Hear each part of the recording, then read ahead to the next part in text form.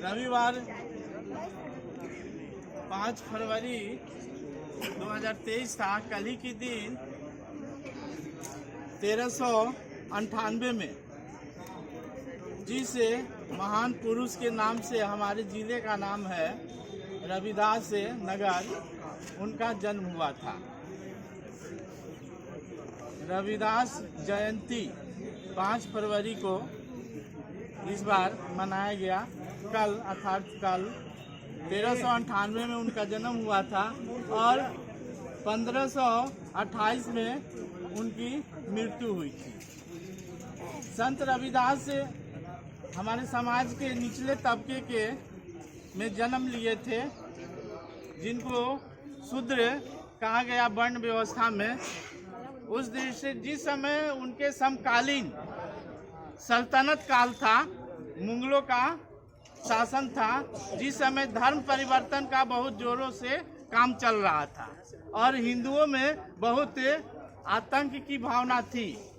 तो उसी समय संत रविदास जी का जन्म होता है और एक ऐसे महापुरुष उन्होंने थे जो भक्ति आंदोलन को आगे बढ़ाया।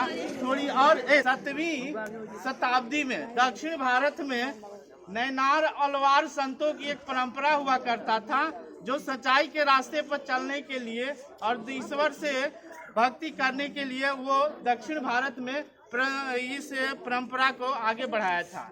तो उसी परंपरा को रामानंद ने उत्तरी भारत में लेके आए थे। रामानंद के 12 शिष्यों में से एक शिष्य रविदास थे, जिसमें गुरु नानक भी थे, तुलसीदास, ये सब लोग उन्हीं के शिष्य थे, रामानंद के शिष्य थे। और संत रविदास भी शिष्य थे, जिनका जन्म बनारस में गोवर्धनपुरी में हुआ था। अभी उनके नाम से भी एक मंदिर है, जहां पर उनकी कठौती और पत्थर रखा हुआ है।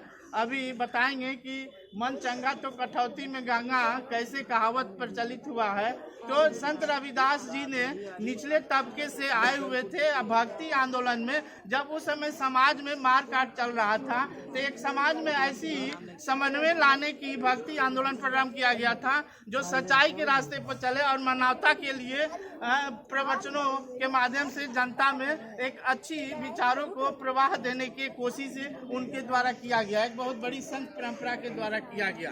तो उन्होंने बनारस में, हालांकि वो कोई भी कर्म ईमानदारी से करने पर जोर देते थे और सच्चाई के रास्ते पर चलने पर बल देते थे और ईश्वर की भक्ति पर जोर देते थे। इसलिए भक्ति आंदोलन समाज में समन्वय लाने के लिए उस समय के प्रासंगिकता के रूप में बहुत बड़ा आंदोलन चला था। जैसे सल्तनत के बाद मुगल पीरियड में भी मुगलों के द्वारा सूफी आंदोलन इसी का एक परंपरा का अंग था। तो संत रविदास जी भक्ति आंदोलन में एक निचले तबके की आवाज होकर उभरे थे। मुख्यतः उनका जातिवाद पर बहुत कठोर प्रहार था। जातिवाद को छोड़िए और विश्व बंधुत्व की नारा को उन्होंने बुलंद किया था।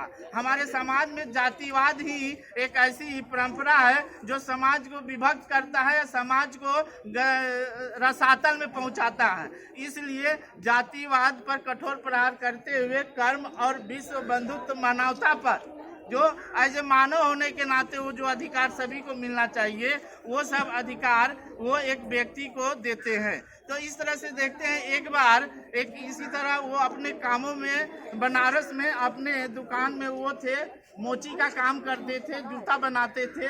वो कहते थे कि कोई भी कर्म खराब नहीं होता है, सब कर्म अच्छा होता है। तो मोची बनाते समय वहाँ पुजारी गंगा स्नान करने के लिए जाया करते थे।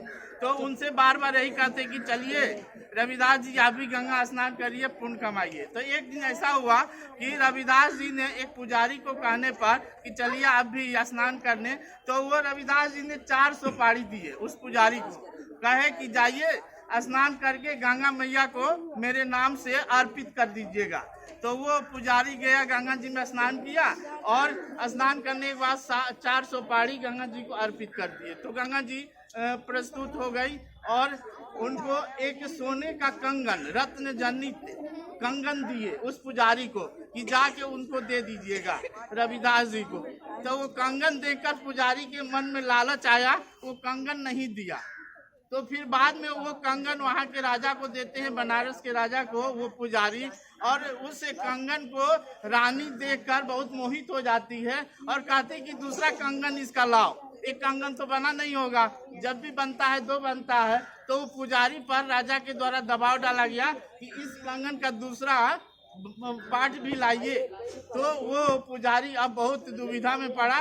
सब घटनाएं जाकर रविदास जी को बताया, तो रविदास जी ने अपना कठौती निकाले और उसमें पानी रखे और गंगा जी की स्तुति किए, तो उस पानी में गंगा जी प्रस्तुत हो गई, कहावत है, और प्रस्तुत हो गई। ये घटनाएं कही तो वो गंगा जी कंगन का दूसरा भाग भी उस रविदास जी को दे देते हैं और वो कंगन दूसरा भाग उस पुजारी को और अंततः रानी को मिलता है। तो इस तरह से हम देखते हैं कि मन चंगा तो कठौती में गंगा, मन की पवित्रता।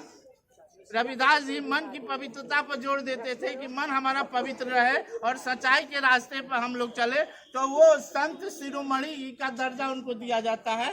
तो वही संत परंपरा भारत में आधुनिक या धार्मिक आध्यात्मिक विचारों को प्रचार करने की बहुत बड़ी परंपरा आज भी चली आ रही है। जैसे आज संगम में माघ मेला लगता है, वहाँ पूरे भारतवर्ष के संत वो इकट्ठा होते हैं और गृहस्थ जो जीवन में यापन करते हैं, गृहस्थ भी वहाँ जाके टेंट लगा के रहते हैं। इस तरह से हम देखते हैं कि गृहस्थों के मध्य संतों के द्वारा एक आध्यात्मिक और सद विचारों को फैलाया जाता है, सत्संगत किया जाता है। टेंटों में हमेशा शाम को प्रवचन होता है। तो इस तरह से हमारे देश में अच्छे विचार फैलाने एक संतों की प्राचीन परंपरा है। ये भी कहा जाता है कि माघ मेला में अर्ध कुंभ के समय जो साइबेरियन क्रेन कबूतर वहां आके उड़ते रहते हैं, तो कहा जाता है कि प्राचीन ऋषि मुनियों की आत्माएं उन चिड़ियाओं में बसती है जो कुंभ के समय वहां दर्शन करने आते हैं। इस तरह से हम देखते हैं कि भारत में जो संतों की परंपरा है, हमारे समाज में एक अच्छी विचार फैलाने के लिए वर्तमान समय में देखते हैं एक बागेश्वर धाम का जो धीरेन्द्र शास्त्री है, अभी चर्चा में बहुत आए हैं।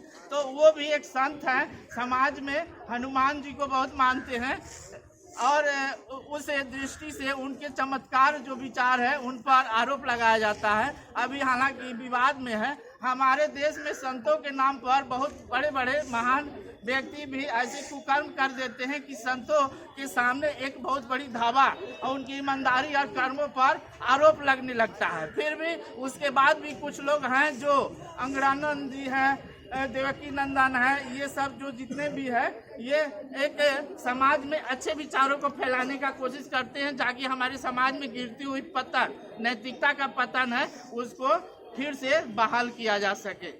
धन्यवाद।